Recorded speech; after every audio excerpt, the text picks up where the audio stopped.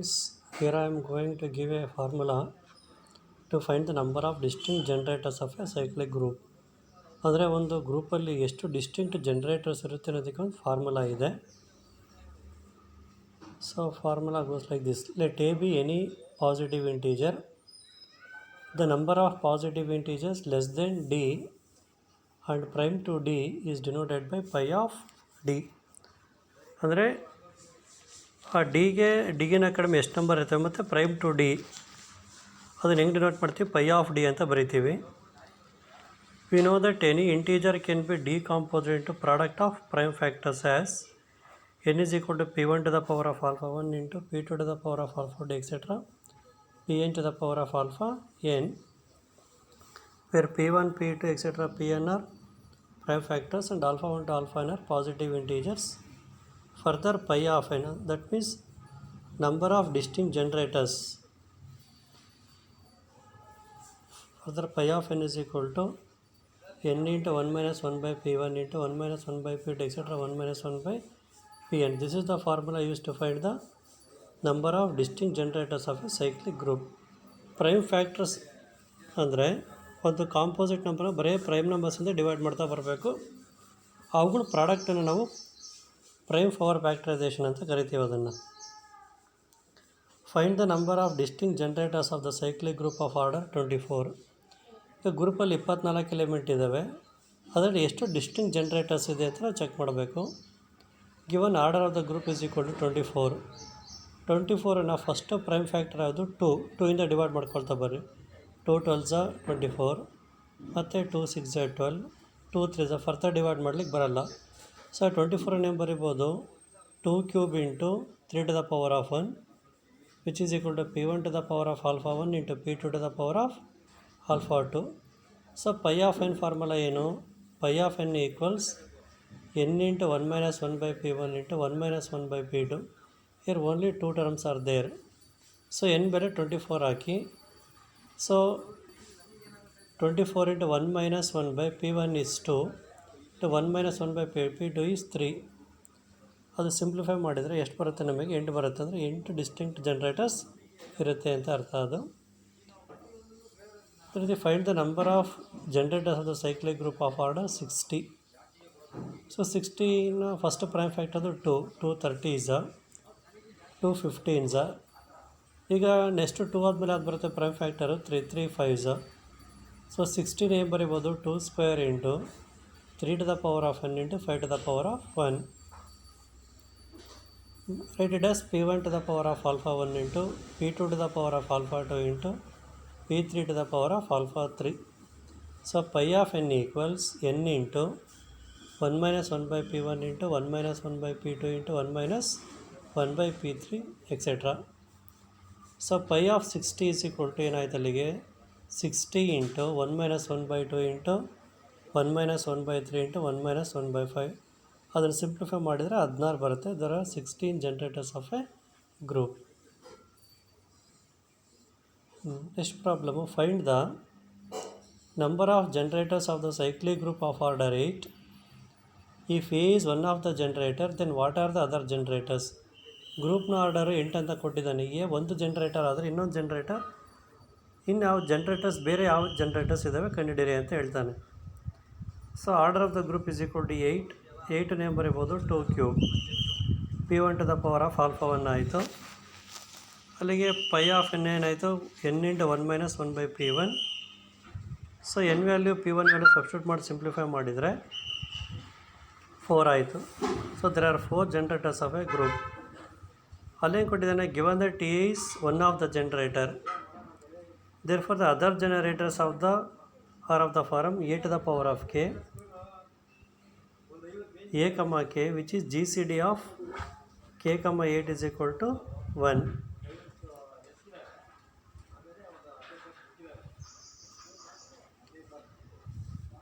ಈಗ ನೀವು GCD of k comma 8 is equal to 1 ಬರಬೇಕಂದ್ರೆ ಕೆಗೆ ವ್ಯಾಲ್ಯೂಸ್ ಚೂಸ್ ಮಾಡಬೇಕು. 1 ಮತ್ತು 8 GCD ಏನು ಬರಬೇಕು, 1 ಬರಬೇಕು.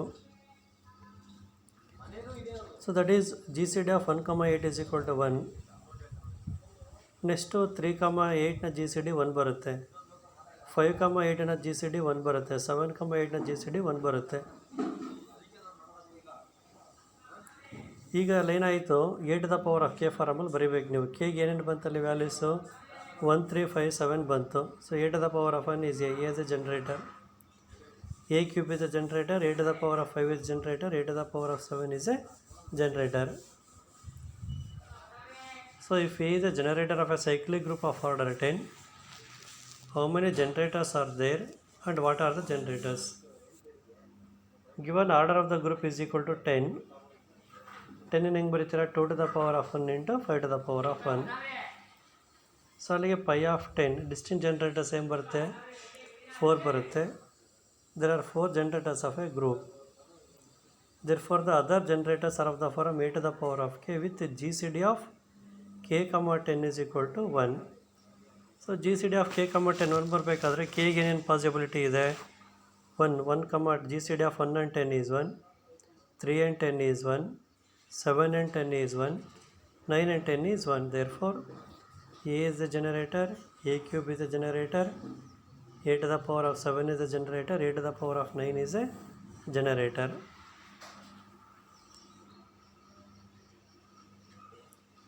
So in the multiplicative group 1 2 3 4 5 6 into modulus 7 a cyclic ಅಂತ ಕೇಳ್ತೇನೆ. ಸೈಕ್ಲಿಕ್ ಗ್ರೂಪ್ ಆಗುತ್ತಾ? ಸೈಕ್ಲಿಕ್ ಗ್ರೂಪ್ ಆಗಬೇಕಾದ್ರೆ ಏನಾಗಬೇಕು, ಜನರೇಟರ್ಸ್ ಇರಬೇಕಷ್ಟೇ ನಮಗೆ. Given G equals 1 2 3 4 5 6. 1 is not a generator, ಯಾಕೆಂದರೆ 1ಗೆ ನೀವೇನು ಪವರೈಸ್ ಮಾಡಿದ್ರೆ 1 ಅಷ್ಟೇ ಬರುತ್ತೆ. 2 to the power of 1 is equal to 2. 2 square is 4.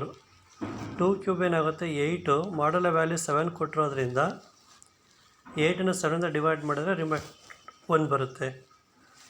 2 to the power of 4 ಏನಾಯಿತು 16. 7ದ ಡಿವೈಡ್ ಮಾಡಿದ್ರೆ 2 ಬಂತು. So 2 to the power of 1 2 ಬರ್ತಾ ಇದೆ, 2 to the power of 2 ಬರ್ತಾ ಇದೆ.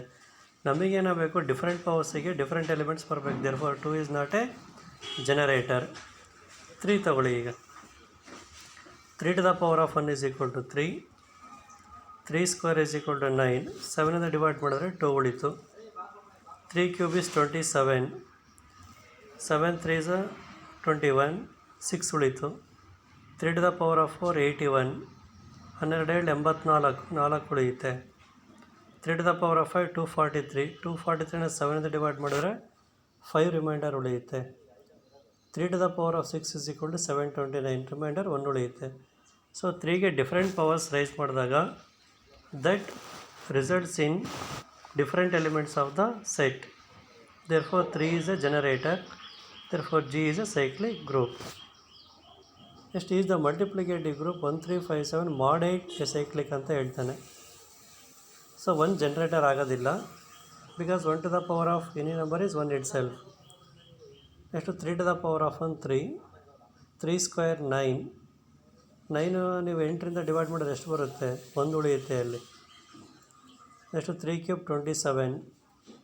27ಗೆ ಏನಾಗುತ್ತೆ, 8 3 24, 3 ಉಳಿತು. ಅಂದರೆ 3 to the power of 1 3. 3 cube is also 3. Therefore 3 is not a generator. Similarly 5ಇಂದ ಚೆಕ್ ಮಾಡಿದ್ರು ಅಷ್ಟೇ. 5 is not a generator, 7 is not a generator. ಅಂದರೆ in this group there is no generator. Therefore this is not cyclic group. Is the multiplicative group 1 2 4 5 7 8 mod 9 is cyclic. So G equals 1 2 4 5 7 8. 1 is not a generator. Observe ಮಾಡಿ, 2 to the power of 1 2. 2 square 4. 2 cube is equal to 8. 2 to the power of 4 16. 9ರಿಂದ divide ಮಾಡಿದ್ರೆ ಎಷ್ಟು ಉಳಿಯುತ್ತೆ 7. 2 to the power of 5 32. Reminder is 5. 2 to the power of 6 ಎಷ್ಟಾಗುತ್ತೆ 64. Divide by 9 ಮಾಡಿದರೆ 9 7 63. 1 will remain. 2 to the power of 7 ಏನಾಯಿತು 128. So 128 ಎಷ್ಟಾಗುತ್ತೆ 9 9 1 9 38. 2 ಉಳಿತಲ್ಲಿಗೆ 2 to the power of 7. Therefore 2 is a generator. Therefore G is a cyclic group.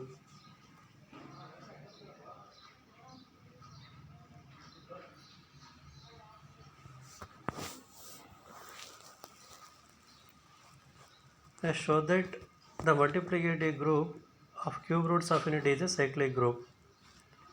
Let G equals 1 omega omega square. Omega to the power of 1 ಏನಾಗುತ್ತೆ omega square is equal to omega square, omega cube is equal to 1. Therefore omega generates all the elements of G. Therefore omega is a generator of G. Therefore G is a cyclic group.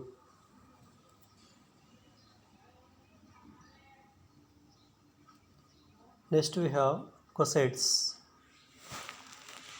Coset definition ಈ ಥರ ಇದೆ.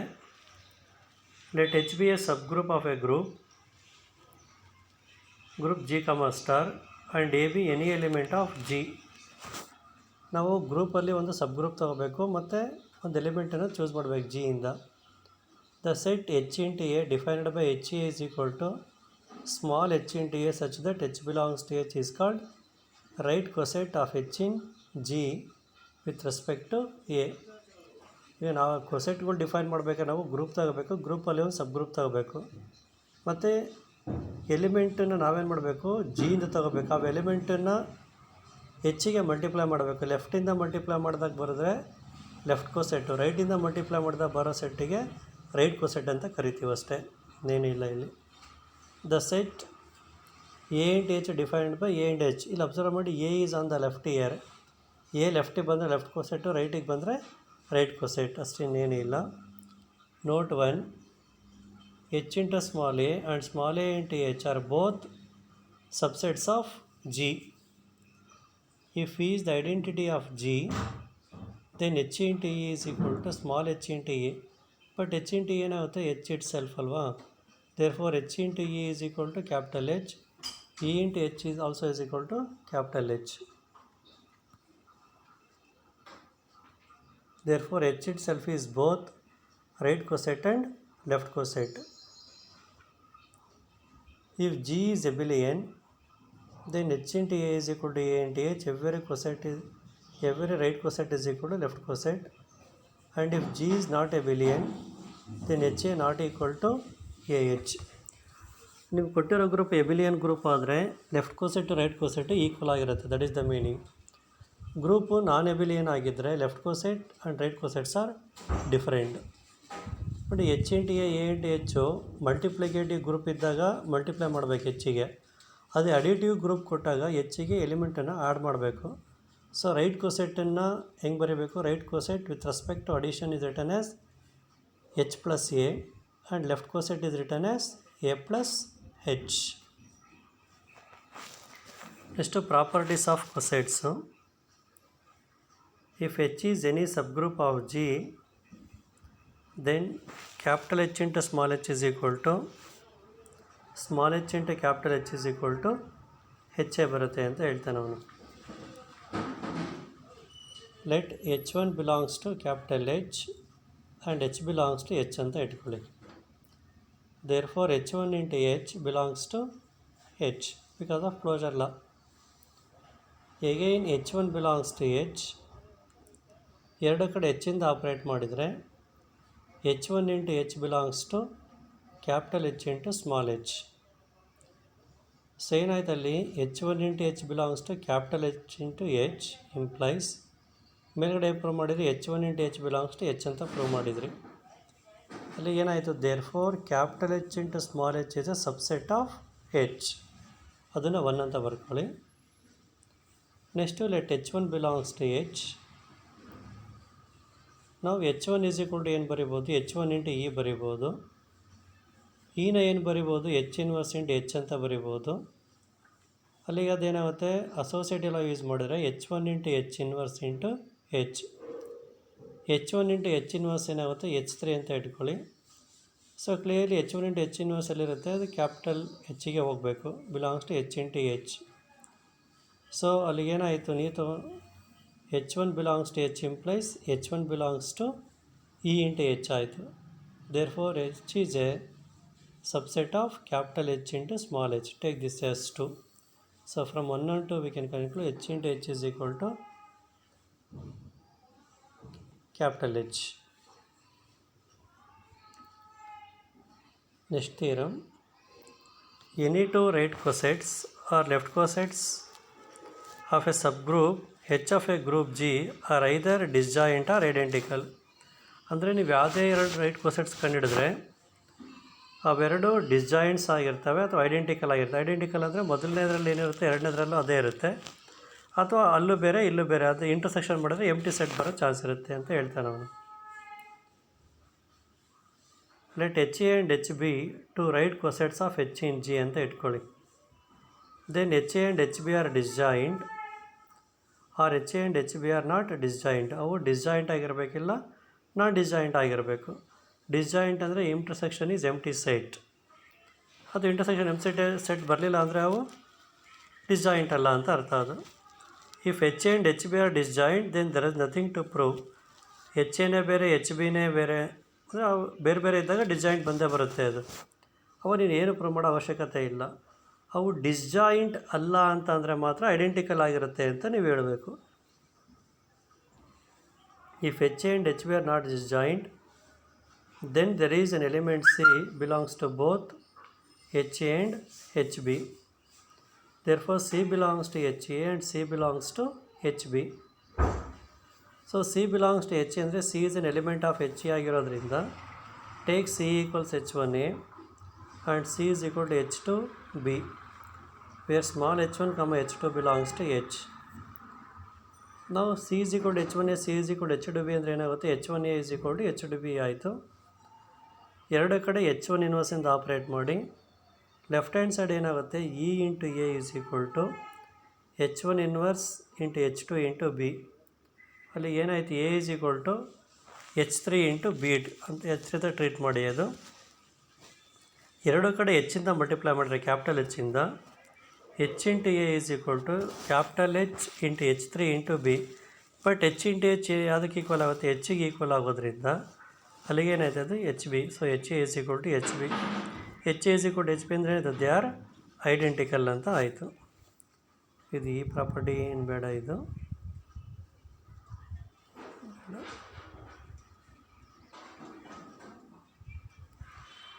this theory. If H is a subgroup of G, then there exists one-to-one correspondence between any two right cosets of H in G. one-to-one ಅಂದರೆ 1-1 ಮತ್ತು on to condition satisfy ಆಗುತ್ತೆ ಅಂತ ಅರ್ಥ. ಅದು